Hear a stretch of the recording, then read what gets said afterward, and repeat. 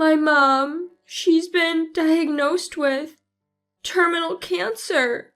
They've even told her she doesn't have much time left. What do I do?" Yeah.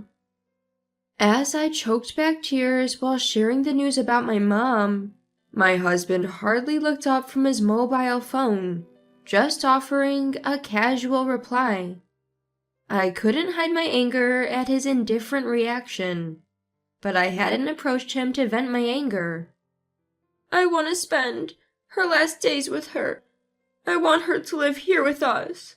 I promise she won't be a burden." What? No way. If we're around someone close to death, they might drain our energy too, haha. "Why doesn't she just spend her last days in a hospital? They have plenty of dying people there for her to be with, haha." Well, I guess if she stays in the attic, I might let it slide. The two of them laughed while rejecting the idea of my terminally ill mother moving in. Despite knowing she didn't have much time left, they didn't want to help, not even a bit. Half a year had passed since that day when my mother passed away. I was drowning in sorrow. A void had opened in my heart, and I was numb to the world. Then one day, my husband said he needed to talk. My mother has been diagnosed with terminal cancer. So what? You were the ones who abandoned my mom when she needed us. Now let them taste the same pain. I'm a 30-year-old housewife. I became one shortly after marrying my current husband, and it's been 2 years since then. Originally, I was working and wanted to continue even after marriage. However, since my husband wanted kids and earned a good salary at a big company, it was decided I would be a housewife. I kept the house perfectly and was trying for a baby.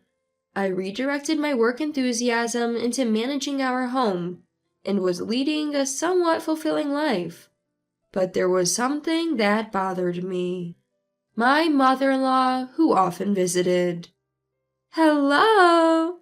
Oh, you haven't done your laundry yet? It seems you haven't vacuumed either. What have you been up to all morning?" "I'm sorry, I had to visit the city office this morning. Let me make you some tea. Please have a seat." "I'd prefer coffee. Don't you have coffee?" "We do, but it's just instant coffee." "Really? You're going to serve me instant coffee? Can't you just run to the store and grab some freshly brewed one?" Without any prior notice, she would just show up, criticize my housekeeping, and even have me run errands. I often wondered if she was naturally bossy or if she was just out to get me. I was constantly stressed by my mother-in-law's presence. Being a homemaker meant I was often at home, so naturally I bumped into her frequently. I couldn't avoid her due to work commitments, and it was quite distressing. Living nearby meant she could pop in anytime she wanted, and I always had to be on guard. I had to ensure everything was perfect, so she wouldn't have any complaints, which was mentally exhausting. The thought of living this way forever was stressful on its own. Then one day, as usual, my mother-in-law came over in the morning. She followed me around as I did my chores, finding fault in everything. Apologizing, I redid the chores as she instructed, hoping she would leave soon. Just then, my cell phone rang. I thought it was perfect timing to escape her criticism and answered immediately. "Hello?" Hello? Come to Tufts Medical Center immediately. Your mother's been urgently admitted. I was at a loss for words. At first, I thought it might be a prank call, but the voice on the other end was clearly an adult's. As I stumbled for words, they informed me my mom had collapsed at work and was rushed to the hospital. My mom, turning 67 this year and living alone, was still working part-time.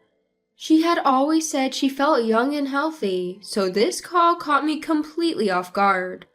My mom has collapsed. I need to go to the hospital.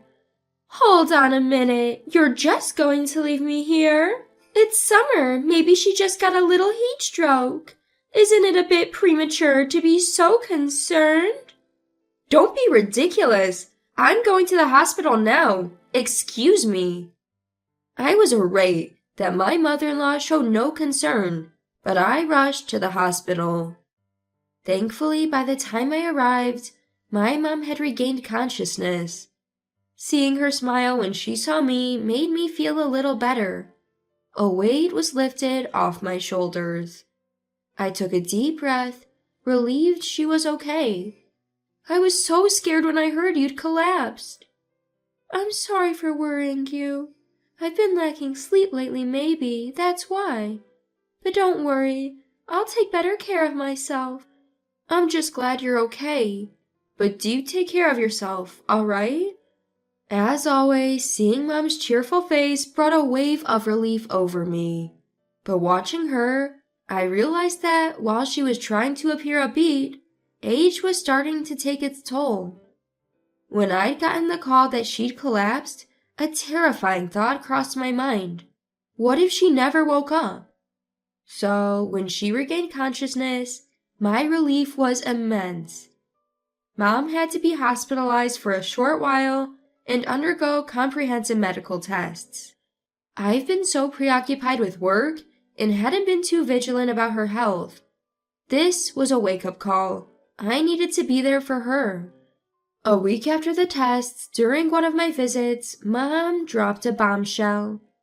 They finished all the tests, and they found cancer. What? It's advanced. They don't think I have more than a year.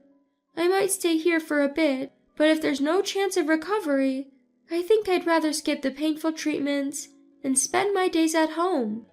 Mom said this in her usual manner, but I was at a loss for words. I struggled to hold back tears, unable to speak, but I thought there's still time, and I decided to focus on making the most of our remaining days together. That evening, oh, mother-in-law, you're still here. Is that a problem? Well, I have something to say. I just came back from the hospital. They found advanced cancer in Mom. They think she might not have more than a year left. My voice trailed off. I felt crushed. My breathing became erratic, bordering on hyperventilation. And yet, my husband seemed engrossed in his mobile phone, oblivious. After taking deep breaths, I gathered myself and continued. I want to be with Mom for her final days. We won't cause any trouble. Can she stay with us? You want someone on death's door in our house? Absolutely not. It's unsettling. Why not let her stay in a hospital? There are plenty of dying people there. She'll fit right in, haha. Well, if it's the attic, I might consider. The two of them casually made these remarks as I desperately tried to hold back tears. In that moment, the trust I'd built with my husband and the rapport with my mother-in-law crumbled. What do these people think of life? Are their own feelings the only ones that matter to them? I never thought he could be this heartless. I clenched my fist, struggling to control the urge to hit him right then and there. You never said it would be a bother. I'll take care of everything if she needs help. Mom can live in my bedroom. I won't be a burden to you at all. It's not about that. It seems you have a bizarre taste in wanting to be around someone on the brink of death, but I don't share that. Shouldn't she be in a hospital anyway? Picky patients say they want to spend their final days at home. Why not just leave her in a hospital? You have duties as a housewife. Caregiving is too much for you. I felt like I was about to snap if I talked to them any longer. Without another word, I stormed out of the house. The door slammed behind me loudly enough that they would know just how angry I was.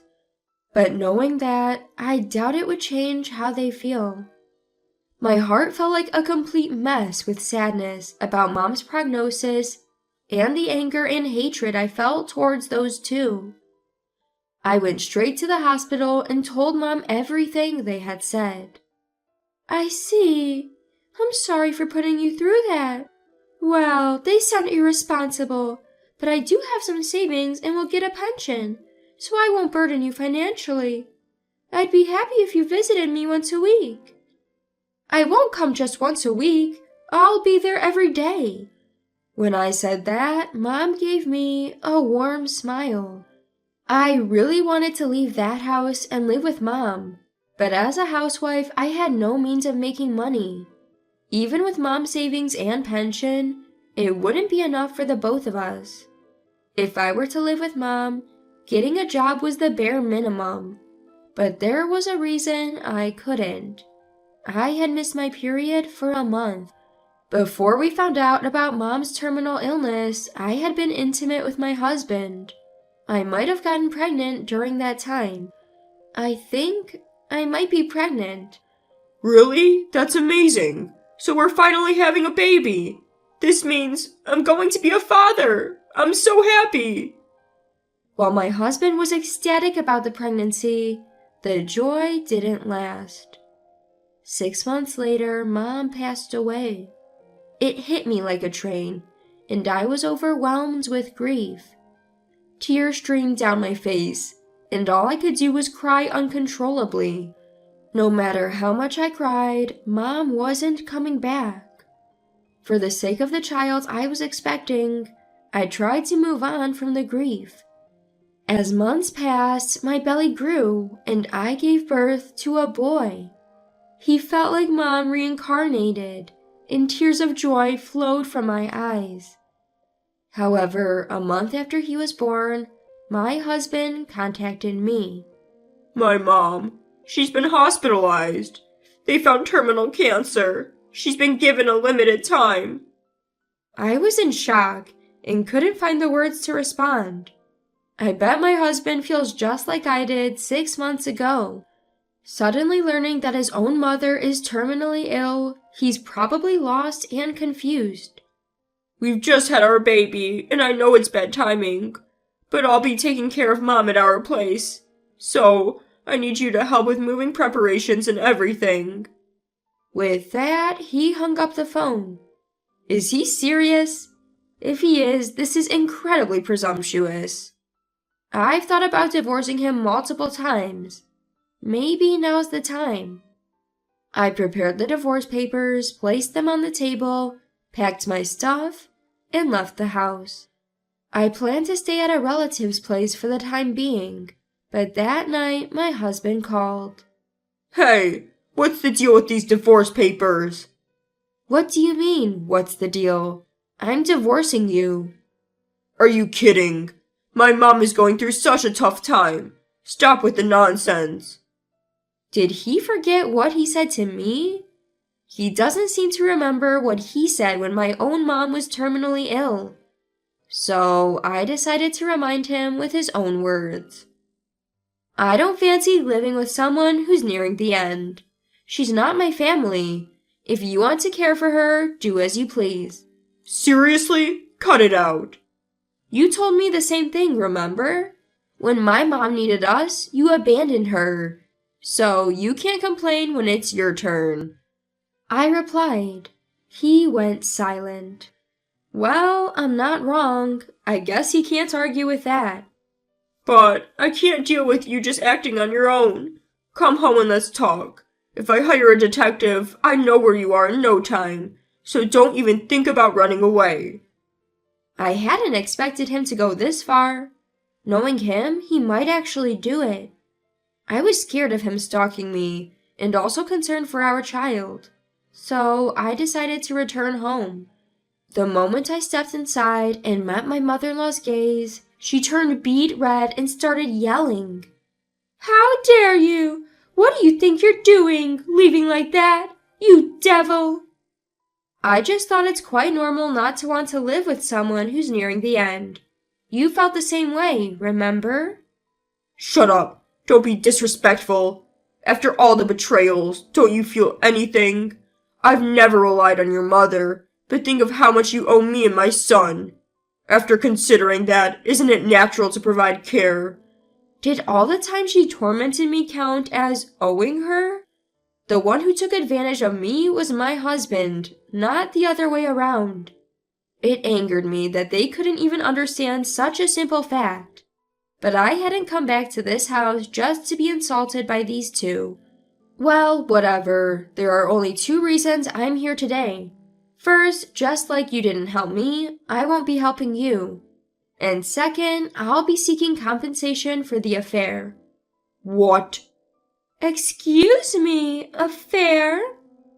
When I talked about wanting to live with my mom, you were glued to your phone, right?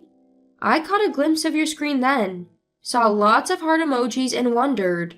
I didn't check right away because I was mentally drained at the time. My husband looked stunned, his mouth agape, clearly not expecting to be confronted about his affair. Mother-in-law glared at him for cheating, and the atmosphere in the room immediately turned tense. Seeing that expression on their faces felt so satisfying. Inside I thought, serves you right. Why would I help someone who's betrayed me like that? If you won't grant me a divorce, I'm okay taking it to court. And I'll make sure you pay the compensation and child support. You won't see our son again. I won't ever show my face around you two again. The two of them were in shock. They'd been so happy when our child was born, probably considering him just as precious, if not more so, as themselves. But I can't let my beloved son be around someone who cheats and disregards human life. I'm sorry about the affair, but how are you planning to live on your own? The compensation won't come immediately. I don't need it right away. I have my mom's life insurance money, which is enough for now. I'm not stupid enough to divorce without a plan. It seems like he was trying to use my potential financial struggles against me at the last minute, but he was sorely mistaken. Considering the affair and our son's age, I'm almost certain I'd get custody. Once we're divorced, I won't have to care for my mother-in-law anymore. I'll finally be free from them. A deep-seated hatred had been lifted from my heart, and I felt truly refreshed. After laying everything out, I left the house. I later consulted a lawyer about the compensation and child support, and successfully filed for divorce. But half a year later, my ex-husband somehow found out where my relatives lived and came visiting. Why are you acting like a stalker? It's creepy. Please, I'm begging you. It's been a month since you left, and the strain of caring for her is killing me. I miss our son. The stress is causing me to make mistakes at work, and I'm struggling financially. Please, I'm truly sorry. Help me. Only a month had passed since then, but my husband looked like he'd aged a decade. I could instantly see he was under immense stress. But just because he stressed, did he think I would let my guard down? There was a rule when we divorced, remember? You promised not to come near us. If you can't even keep that promise, I'll call the cops. Cops? Just stay out of our lives. With that, I slammed the front door shut. The mere mention of the police frightened my ex-husband. He went away obediently and never approached us again. Yet, thinking it was enough just not to meet face to face, he kept trying to contact me. It was so annoying that I deleted his contacts and explained our divorce story to mutual friends. After that, he stopped trying to reach out via friends, and it seems most of our acquaintances cut ties with him. He was already living under heavy stress from caregiving and paying child support and compensation to me. This only added to his burden, pushing him to a breaking point mentally. He made a significant mistake at work, got demoted, and his salary was considerably reduced. But his payments to me remained unchanged. He tried his best, cutting back on his living expenses. After coming back from work, he took care of his mother, did his cooking and chores, and by the time he was finished, it was already midnight with work waiting the next morning. My ex-husband led a life with absolutely no breaks, losing weight rapidly. It seems he deeply regrets what he did to me. On the other hand, my beloved son and I rented a new place and started our second life. For my mother watching over us from heaven, I intend to lead a joyous life with my son. That's the best way I can honor her memory.